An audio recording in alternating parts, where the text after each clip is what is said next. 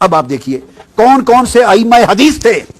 جنہوں نے شب برات 15 شب شعبان کے باب قائم نہیں کیے. کتنے تعجب کی بات ہے. ایسا نہیں ہے کہ ہزاروں لاکھوں احادیث کے ذخیرے میں کوئی ایک آدھ حدیث چھپی پڑی ہے اور کسی کی نگاہ سے نہیں گزری. کتب حدیث میں سیاستہ میں ابواب قائم ہیں نصف شعبان کی شب پر, اور ابواب قائم ہو اور پھر کہا جائے کہ اس کی کوئی تذکرہ نہیں ہے, کوئی وجود نہیں ہے, اس پر تعجب ہوگا. جن کا یہ خیال ہے کہ شب برات کا اور 15 شب شعبان کا کوئی وجود, کوئی حقیقت اور کوئی فضیلت اور کوئی تخصیص نہیں ہے, انہیں چاہیے کہ کتب حدیث کھول کے پڑھیں یا اساتذہ کے پاس, شیوخ کے پاس زانو تلمذ طے کریں قبل اس کے کہ وہ جھوٹے فتوے جاری کریں جہالت پر مبنی. باب 39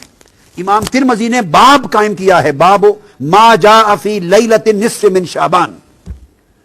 15ویں شب شعبان کی فضیلت میں باب قائم کیا امام ترمذی نے, اور عنوان ہی یہ شب نصف شعبان قائم کیا اس عنوان کے ساتھ. اور آگے پھر امام ترمذی نے حدیث نقل کی ہے, جس حدیث کی راوی پھر ام المومنین حضرت عائشہ صدیقہ رضی اللہ تعالی عنہا ہیں, اور ان سے روایت کیا ہے حضرت عروہ نے عن عروہ عن عائشہ رضی اللہ تعالی عنہا قالت فقدت رسول اللہ صلی اللہ علیہ وآلہ وسلم لیلۃ فخرجت فاذا هو بالبقیع. اب یہاں دو باتیں ثابت ہوں گی. ام المومنین عائشہ صدیقہ رضی اللہ تعالی عنہا فرماتی ہیں اس 15 شعبان کی رات تھی جسے ہم شب برات کہتے ہیں, یہ 15 نصف شعبان کی رات تھی. میں نے اچانک رات کو دیکھا کہ آقا علیہ الصلوۃ والسلام اپنے بستر مبارک پہ آرام فرما نہیں تھے. جب میں نے دیکھا کہ بستر پہ آرام فرما نہیں ہیں تو میں فوراً گھر سے نکل پڑی آپ کی تلاش میں. جب تلاش میں نکلی تو فیضا ہوا بالبقیع, میں نے آقا علیہ السلام کو جنت البقیع یعنی بقیع کے قبرستان میں پایا. یہاں سے دو باتیں ثابت ہوئی. ایک امام ترمذی کا 15 شعبان کی شب کے عنوان سے پورا باب قائم کرنا, اور سیدہ عائشہ صدیقہ رضی اللہ تعالی عنہا سے آقا علیہ السلام کی اس سنت کو روایت کرنا کہ 15 شعبان کی شب اٹھ کر عبادت کرنا آقا علیہ السلام کی سنت تھا بطور خاص. اور صرف عبادت نہیں, اس شب آقا علیہ السلام قبرستان تشریف لے گئے, جنت البقیع میں تشریف لے گئے. تو دو سنتیں ثابت ہوئی. بعض لوگ اس مغالطے میں بھی مبتلا ہیں, اور میں نے پڑھا ہے بعض اخبارات میں بعض لوگوں نے کہہ دیا کہ قبرستان جانا اور فاتحہ کرنا بھی اس رات میں کہیں ثابت نہیں ہے. تو دیکھیے یہ سنن ترمذی کے باب سے ثابت ہے, آقا علیہ السلام کی سنت سے ثابت ہے کہ عائشہ صدیقہ رضی اللہ تعالی عنہا نے آپ کو جنت البقیع میں پایا. اور جب آپ ان کے پاس پہنچی تو آقا علیہ السلام نے فرمایا اکنت تخافین ان یحیف اللہ علیک ورسولہ, اے عائشہ صدیقہ رضی اللہ تعالیٰ عنہ دوڑتی دوڑتی مجھے تلاش کرنے کے لیے آئی ہو, تمہارا کیا خیال ہے اللہ اور اللہ کا رسول تمہاری حق تلفی کرے گا؟ تو انہوں نے جب عرض کیا یا رسول اللہ مجھے یہ گمان گزرا کہ شاید آپ کسی زوجہ مطہرہ کے ہاں تشریف نہ لے گئے ہوں. تو اس پر آقا علیہ السلام نے فرمایا نہیں, بات یہ ہے عائشہ, فقال ان اللہ عز وجل ينزل لیلۃ النصف من شعبان, کہ جب شعبان کی 15ویں کی رات آتی ہے تو اللہ تبارک و تعالی الی السماء الدنیا, آسمان دنیا کی طرف ایک خاص شان کے ساتھ نازل ہو جاتا ہے. اب آپ دیکھیے یوں تو آسمان دنیا کی طرف ہر رات کے پچھلے پیر نازل ہوتا ہے, تو جب نصف شعبان کی رات کی تخصیص فرمائی تو اس کا مطلب ہے اس رات کسی اور شان کے ساتھ, بڑی عظیم مغفرت کے اعلان کے ساتھ, عظیم رحمتوں کے اعلان کے ساتھ, عظیم عطا اور سخا کے اعلان کے ساتھ اتر آتا ہے. فَيَغْفِرُ لِأَكْثَرَ مِنْ عَدَدِ شَعْرِ غَنَمِ كَلْبٍ.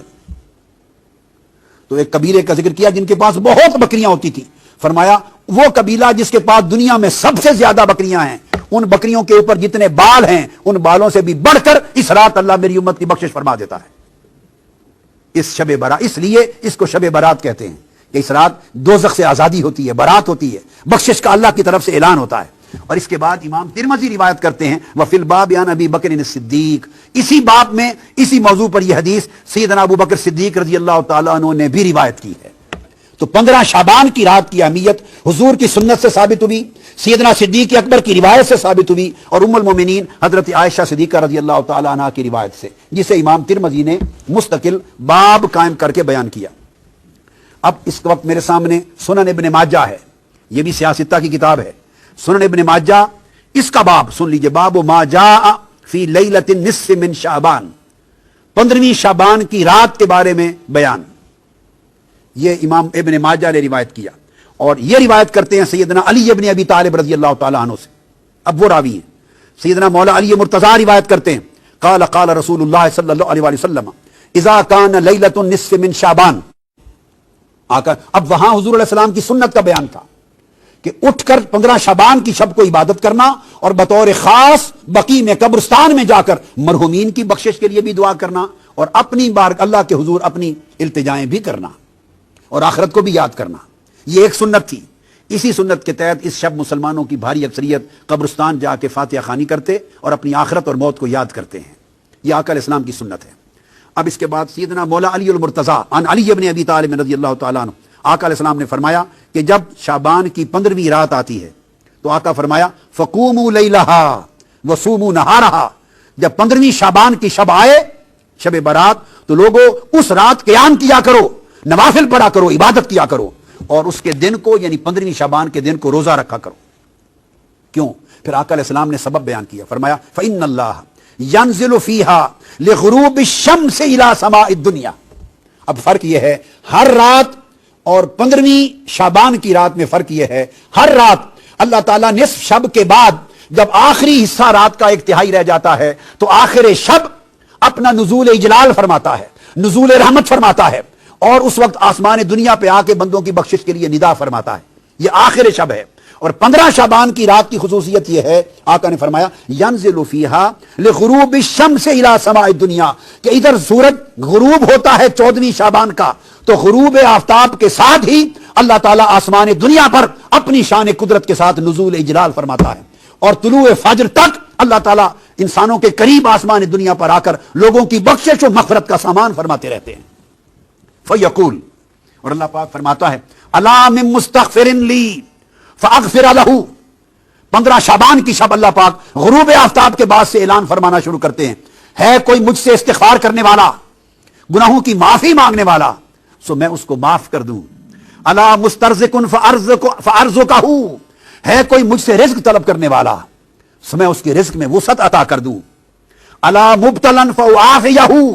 ہے کوئی مصائب و آلام میں مبتلا شخص مجھ سے مانگے، سو میں اس کو عافیت عطا کر دوں. الا قضا الا قضا، ہے کوئی ایسا شخص، ہے کوئی ایسا شخص، یہ کہہ کے اللہ پاک اعلان فرماتا رہتا ہے اور اپنی عطا اور سخا کے دامن کو پھیلاتا رہتا ہے حتی یطلع الفجر، حتیٰ کہ فجر طلوع ہو جاتی. یہ امام ابن ماجہ نے باب قائم کیا. جب ایک امام حدیث کا ایک بات سن لے، صرف ایک حدیث وارد نہیں کرتا، اس پر باب قائم کرتا ہے، اور باب قائم کر کے کئی حدیثیں اس کے تابع لاتا ہے، تو اس سے ایک بات اسٹیبلشڈ ہے جس میں کوئی شک نہیں کہ یہ اس نے محض اپنی کتاب حدیث میں ایک باب قائم نہیں کیا، بلکہ یہ ان امام ابن ماجہ کا عقیدہ تھا، یہ امام نسائی کا عقیدہ تھا، امام ترمذی کا عقیدہ تھا، یہ ائمہ حدیث کے عقائد میں شامل تھا. وہ اس رات کو اہتمام کرتے تھے، مناتے تھے، اختصاص کے ساتھ عبادتیں کرتے تھے. تبھی تو انہوں نے حدیث کو چلتے چلتے کسی باب میں ذکر نہیں کیا، بلکہ باقاعدہ باب قائم کر دیے. اس کے بعد امام ابن ماجہ نے حضرت ابو موسیٰ اشعری سے روایت کی ہے، اگلی حدیث لائے ہیں اسی باب پر، 15 شعبان کی شب پر، شب برات پر، اور فرمایا ان ابی موسیٰ الاشعری رضی اللہ تعالی عنہ ان رسول اللہ صلی اللہ علیہ وآلہ وسلم قال ان اللہ لیطلع فی لیلۃ النصف من شعبان فیغفر لجمیع خلقہ الا لمشرک او مشاہن. آقا علیہ السلام نے فرمایا کہ اللہ تعالیٰ 15 شعبان کی رات کو، شب برات کو ظہور فرماتا ہے، اپنی رحمت اور مغفرت کی شان کے ساتھ آسمان دنیا پہ نزول اجلال فرماتا ہے، اور فرمایا پھر اللہ پاک میری ساری مخلوق کی بخشش کا سامان کرتا ہے، ساری مخلوق کی بخشش کے لیے اذن عام فرماتا ہے کہ بشرطے کہ کوئی شخص صدق کے دل کے ساتھ تائب ہو جائے، صدق کے دل کے ساتھ طالب ہو جائے، صدق کے دل کے ساتھ کوئی گڑ گڑائے، سجدہ ریز ہو جائے، اس کی بارگاہ میں قیام کرے، اس کی دہلیز پر ہاتھ باندھ کر کھڑا ہو جائے، پچھلے گناہوں کی معافی مانگ کر اگلی زندگی کو سنوارنے کا عہد کر لے، تو وہ ساری مخلوق کو بخشنے کے لیے تیار ہوتا ہے. فرمایا سوائے مشرک کے، اگر وہ شرک سے تائب نہ ہو، اور مشاہن جو بغض اور اناد اور امت کے لیے عداوت دل میں رکھتا ہو، ایسے شخص کی بخشش نہیں ہوتی. پھر اس کے بعد یہی موضوع اس کو امام طبرانی نے بھی روایت کیا انہی کلمات کے ساتھ، اور وہ حضرت معاذ بن جبل رضی اللہ تعالیٰ عنہ سے روایت کیا، اور فرمایا یطلع اللہ الی جمیع خلقہ لیلۃ النصف من شعبان فیغفر لجمیع خلقہ الا لمشرک او مشاہن. تو امام طبرانی نے باب کا یہ حدیث بیان کی، اور اس کے راوی حضرت معاذ بن جبل ہیں. اس کو امام ابن حبان نے بھی روایت کیا، اور اس کے راوی حضرت معاذ بن جبل ہیں. اور پھر اس کے علاوہ امام احمد بن حنبل نے اپنی مسند میں روایت کی، اور انہوں نے حضرت عبداللہ بن عمر رضی اللہ تعالیٰ عنہ سے روایت کیا، تو امام احمد بن حنبل نے بھی روایت کیا. اور سیدنا علی مرتضیٰ سے روایت ہوا، اور پھر امام بہقی نے روایت کی حضرت عائشہ صدیقہ رضی اللہ تعالی عنہ سے، اور اس روایت میں فرمایا ان رسول اللہ صلی اللہ علیہ وسلم قال اتانی جبریل علیہ السلام، میرے پاس یہ اور حدیث ہے، مضمون الگ ہے، فرمایا میرے پاس جبرائیل امین آئے، فقال، اور عرض مجھے کہا یا رسول اللہ ہذہ لیلۃ النصف من شعبان وللہ فیہا اتقاء من النار، یا رسول اللہ یہ آپ کی امت کے لیے عطیہ ہے، اور کیا عرض کیا؟ جبرائیل امین نے فرمایا کہ یہ شعبان کی نصف شعبان کی رات ہے، 15ویں شعبان کی رات، اور اس رات اللہ تعالیٰ دوزخ کی آگ سے اوتقا لوگوں کو آزاد فرماتا ہے۔ اور یہ جو لفظ شب برات استعمال ہوتا ہے ہماری اردو اور فارسی زبان میں، وہ اوتقاء من النار کا اردو ترجمہ ہے، یہ آقا علیہ السلام کا عطا کردہ لقب ہے کہ یہ رات دوزخ سے برات کا، آزادی کی رات ہے، اور دوزخ کی رات سے اللہ تعالیٰ لوگوں کو آزادی کا اور نجات عطا فرماتا ہے۔ اور سوائے مشرک کے، سوائے بغض اور عداوت دل میں رکھنے والے کے، سوائے خونی رشتوں کے ساتھ قطع رحمی کرنے والے کے، اور سوائے تکبر غرور کرنے والے شخص کے، اور سوائے والدین کے نافرمان کے، اور سوائے ہمہ وقت شرابی کے جو شراب میں دھت رہنے والا ہے، فرمایا ان افراد کو چھوڑ کر اللہ تعالیٰ باقی سب اشخاص کی جو توبہ کرتے اور معافی مانگتے ہیں ان کی بخشش کا سامان کر دیتا ہے۔ اور امام قسطلانی نے ایک لطیف بات کہی ہے جس کو شارح قسطلانی، مواہب اللدنیہ کے شارح امام زرقانی نے روایت کیا ہے، فرماتے ہیں کہ شعبان کی ایک فضیلت یہ بھی ہے کہ یہ وہ مہینہ ہے جس میں حضور علیہ السلام پر درود و سلام کی آیت اللہ نے نازل فرمائی، ان اللہ و ملائکتہ یصلون علی النبی یا ایھا الذین آمنوا صلوا علیہ وسلموا تسلیما، فرمایا یہ ماہ شعبان میں نازل ہوئی، تو شعبان کا تعلق حضور کے درود و سلام کے ساتھ بھی بہت ہے، اور اللہ کی بخشش و مغفرت اور توبہ کے ساتھ بھی بہت ہے۔ لہٰذا اس رات کی عبادت سے آقا علیہ السلام کی بارگاہ میں بھی قربت نصیب ہوتی ہے، اور اللہ کی بارگاہ میں بھی قرب نصیب ہوتا ہے۔